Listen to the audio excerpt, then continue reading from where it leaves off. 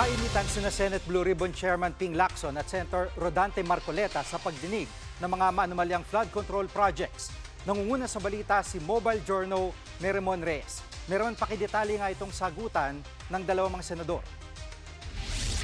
Jiggy, nag-ugat ang sagutan nila Senators Ping Lacson at Rodante Marcoleta dahil sa opinyon kung sino ba ang dapat ikonsiderang state witnesses sa mga resource person. Si Senator Marcoleta, na dating chairman ng komite, kinwestiyon ang naging sagot ni Senator Lacson sa isang interview. At sinabi kasi ni Lacson na si dating DPWH District Assistant Engineer Bryce Hernandez ang mas karapat dapat ipasok sa witness protection program ng gobyerno kaysa doon sa mag-asawang kontraktor na sina Curly at Sara Diskaya.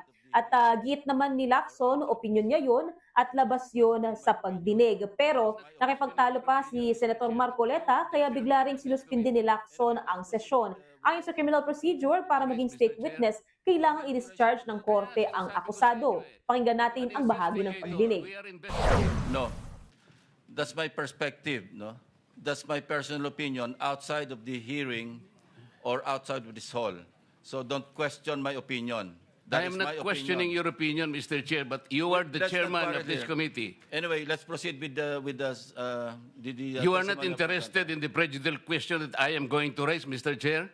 Go ahead, you raise your Kaya nga sinasabi ko sa inyo You're an questioning my investigator, opinion. we are investigating. Away kagad tayo rito. Mr. Chair, we are still Hearing is suspended. investigating.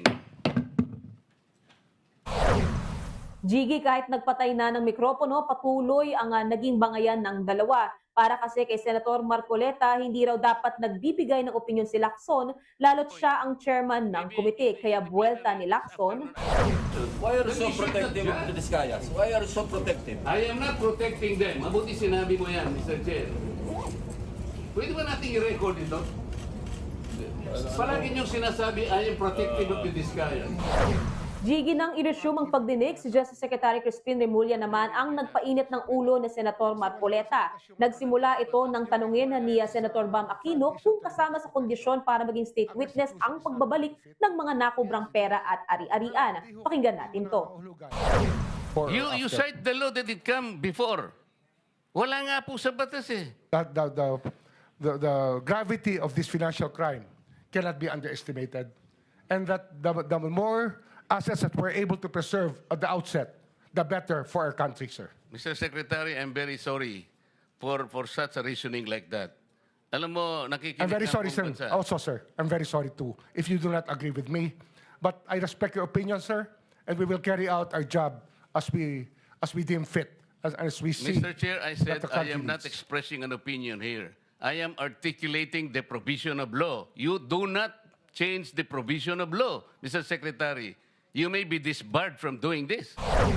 Jiggy, ayon naman kay Senator Kiko Pangilinan, wala namang batas ang nagbabawal na ibalik ang ill-gotten assets, lalo na kung voluntaryo naman itong gagawin. Balik sa iyo, Jiggy. Yan pong ulat ni Mobile Journal Meremon Reyes mula sa Senado. Mga kapatid, Jiggy Manikad po, pagdating sa mahalagang balita sa loob at labas ng bansa, dapat una sa lahat, mag-follow at mag-subscribe na sa social media pages ng News 5.